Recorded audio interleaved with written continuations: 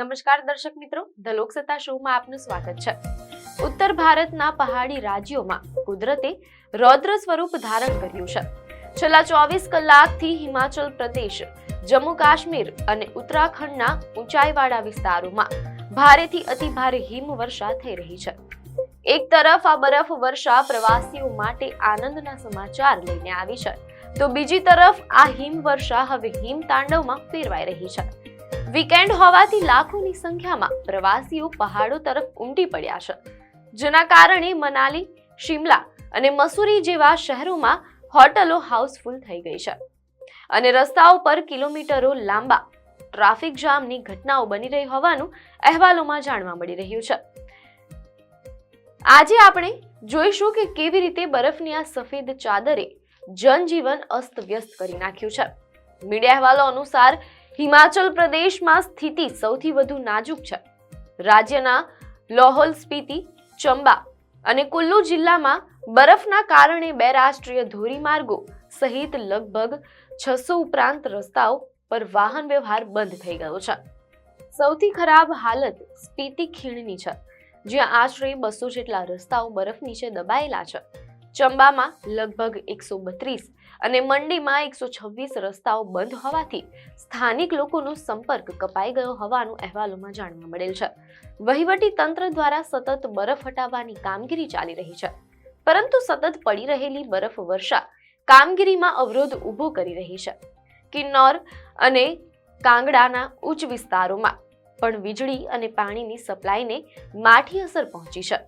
બરફ વર્ષાનો આનંદ માણવા ગયેલા પ્રવાસીઓ માટે અત્યારે ઘણા પડકારો ઊભા થઈ રહ્યા છે। મીડિયા અહેવાલો અનુસાર શનિવારે શિમલા અને મનાલીમાં પ્રવાસીઓ કલાકો સુધી ટ્રાફિક જામમાં ફસાયેલા જોવા મળ્યા હતા। શિમલાથી માત્ર 10 કિલોમીટર દૂર આવેલા ધાલી પાસે ટ્રાફિક સંપૂર્ણપણે ઠપ થઈ ગયો હતો, કારણ કે હિન્દુસ્તાન તિબેટ રોડ બરફની જાડી ચાદરથી ઢંકાઈ ગયો હતો। મનાલી નજીક પણ કેટલાક વાહનો બરફમાં ફસાઈ ગયા છે। વહીવટી તંત્રએ પ્રવાસીઓને અપીલ કરી છે કે તેઓ બિનજરૂરી મુસાફરી ટાળે અને પહાડોના જોખમી વળાંકો પર વાહન ચલાવતી વખતે સાવચેતી રાખે, કારણ કે રસ્તાઓ પર બરફ જામી જવાથી લપસણ વધી ગઈ છે। કાશ્મીર ખીણને દેશના બાકીના હિસ્સા સાથે જોડતી જીવાદોરી સમાન જમ્મુ શ્રીનગર રાષ્ટ્રીય ધોરીમાર્ગ નેશનલ હાઈવે 44 સતત બીજા દિવસે પણ બંધ રહ્યો છે।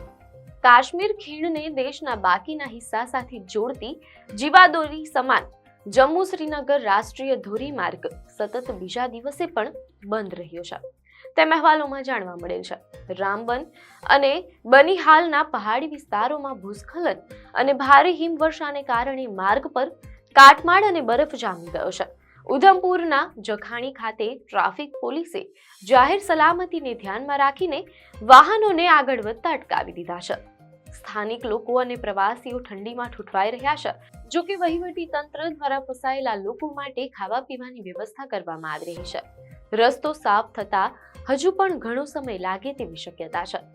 એક તરફ મુસીબત છે, તો બીજી તરફ ઉત્તરાખંડમાં વેપારીઓના ચહેરા પર ખુશી જોવા મળી રહી છે। મસૂરીમાં મોસમની પહેલી હિમવર્ષા થતાં જ સ્થાનિક વ્યવસાયોને જોરદાર વેગ મળ્યો છે। હોટલોમાં ફૂલ બુકિંગ છે। મસૂરીના માલ રોડ પર પ્રવાસીઓ બરફ સાથે રમતા નજરે પડી રહ્યા છે। સ્થાનિક દુકાનદારોનું કહેવું છે કે આ સિઝનની પહેલી હિમવર્ષા છે અને તેનાથી પ્રવાસન ઉદ્યોગને નવું જીવન મળ્યું છે। હરિદ્વાર અને ઋષિકેશથી પણ પ્રવાસીઓ ધાનાલ્ટી અને ચક્રાતા જેવી ઊંચાઈવાળી જગ્યાઓ તરફ જઈ રહ્યા છે। હવામાન વિભાગ IMDના જણાવ્યા અનુસાર હજુ આગામી 24 થી 48 કલાક સુધી હિમવર્ષાનો દોર ચાલુ રહી શકે છે।